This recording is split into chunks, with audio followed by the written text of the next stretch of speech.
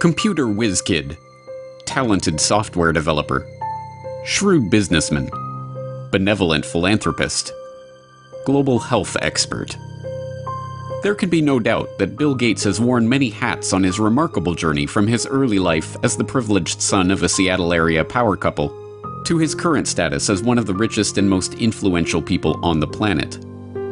But as we have seen in our exploration of Gates's rise as unelected global health czar and population control advocate, the question of who Bill Gates really is no mere philosophical pursuit.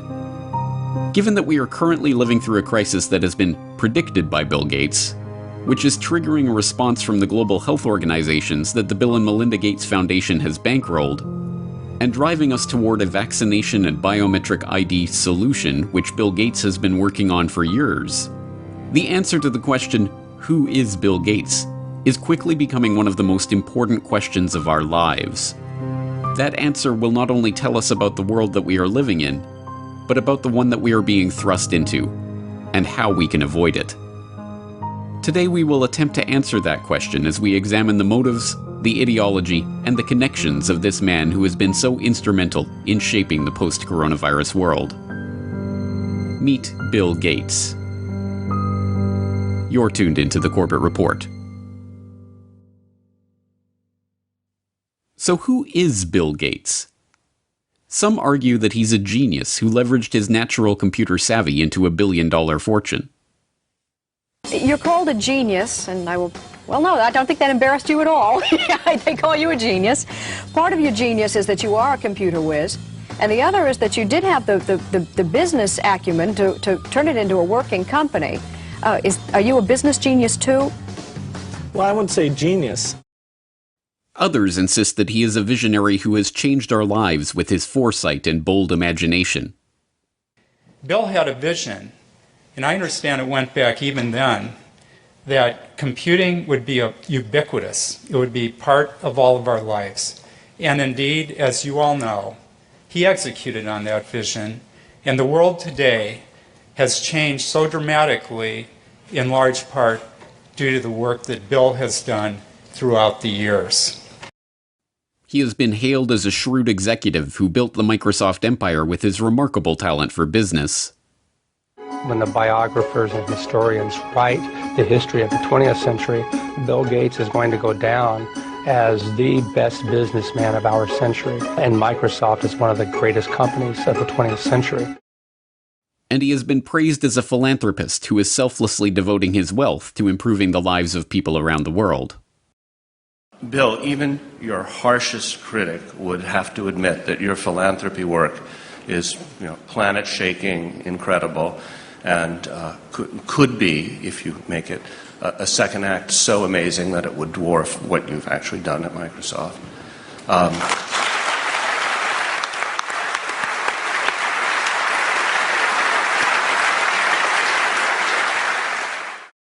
But, like anyone of his status, he has his detractors.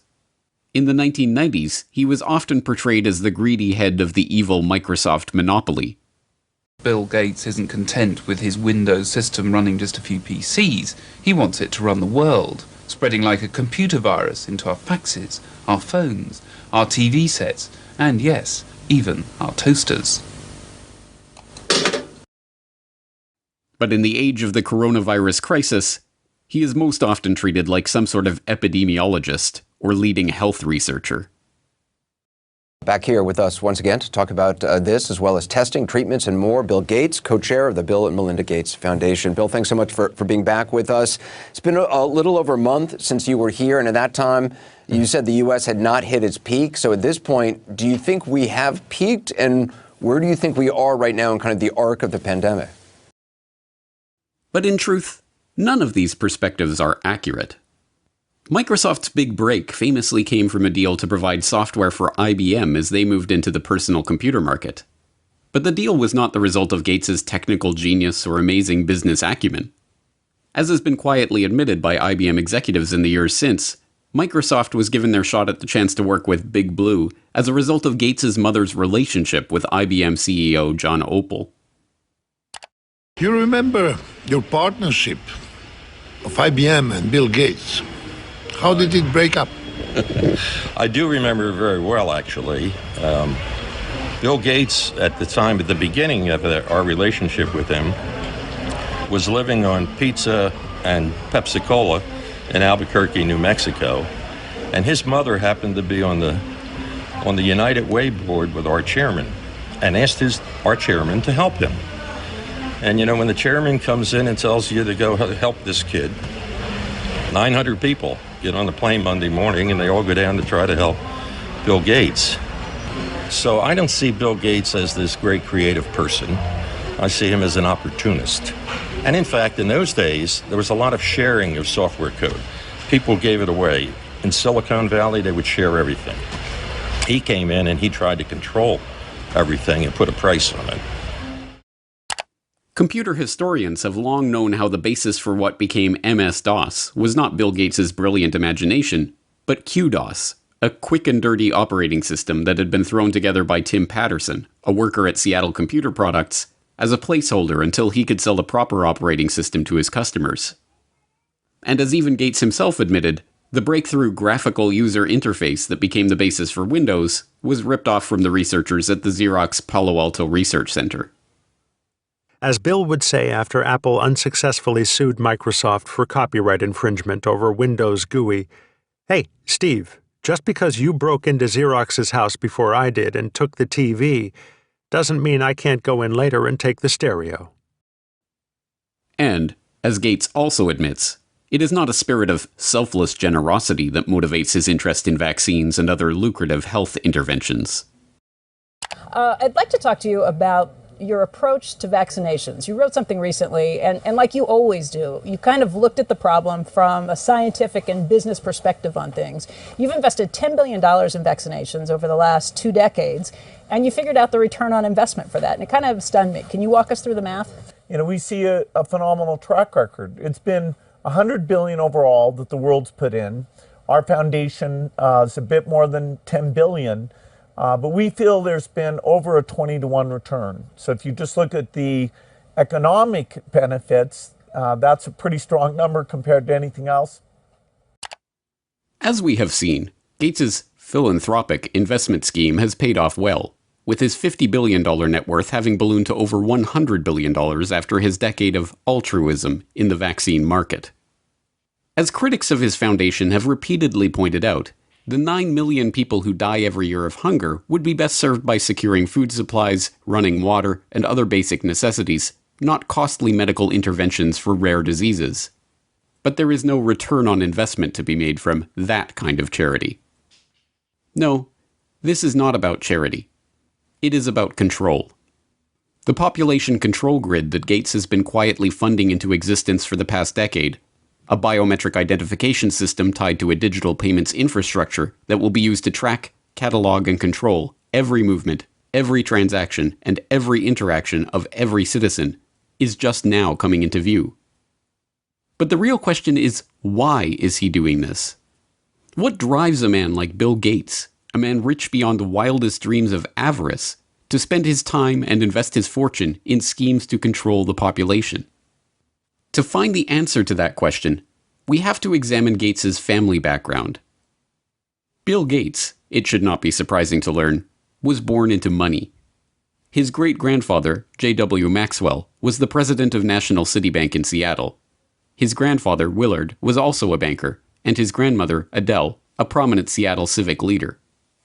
Bill Gates' mother, Mary Maxwell Gates, was a scion of the Maxwell banking family and, by all accounts, as hard-driving as her forebears. She served as a director of several companies, including First Interstate Bancorp and KIRO-TV of Seattle. She served as a regent at the University of Washington, and she was appointed to the board of the United Way of America, where, as we have seen, she persuaded IBM CEO John Opel to help her son in his fledgling software development career. Bill's father, William H. Gates Sr., was a prominent Seattle area lawyer. He co-founded a powerful law and lobbying firm, helped Howard Schultz in his bid to buy Starbucks, served on the boards of numerous companies and organizations, and, along the way, had a profound influence on his son's life and career. My dad was large presence, both physically and in terms of his wisdom. He worked very hard, so he'd leave in the mornings, often before we had breakfast, and get home in time for dinner. I always looked up to my dad in terms of how hard he worked. At the dinner table, my dad would go through various lawsuits and expect us to follow along. He had high expectations. The young Bill Gates, technically William H. Gates III, although his card-playing family dubbed him Trey, learned much from his parents. From his mother's banking family, he inherited a nose for the dollar, as one childhood friend's father called it. From his hard-driving, legal-minded father, he learned the value of legalizing business arrangements. As a child, he even had a legal contract drawn up to grant him the use of his older sister's baseball mitt. These traits would not earn him many friends, but they served him well as he began to bring order to the anarchic software development community of the 1970s. At that time, software for the brand new personal computer market was the realm of computer hobbyists, people whose excitement about the microcomputer revolution and love of engineering and problem-solving led them to develop and share code freely with each other. But this was no good for the young Bill Gates, who, even before Microsoft was off the ground, was already dreaming of commoditizing this hobby and turning it into the basis of a business empire.